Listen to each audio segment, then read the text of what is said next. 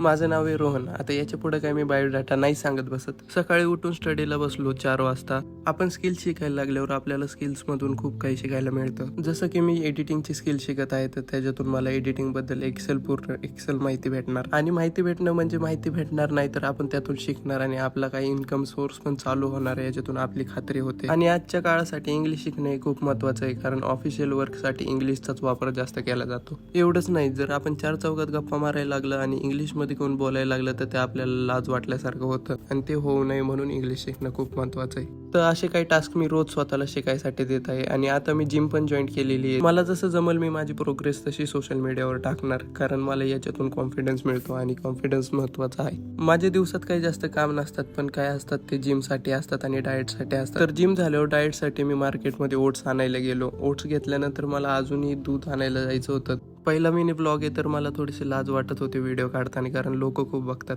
पण मी म्हटलं जाऊ दे, हे आपल्यालाच करायचंय. मग डेअरीमध्ये गेलो आणि दूध घेतलं. जर व्हिडिओ आवडला असेल तर नक्की फॉलो करा आणि लाईक करा.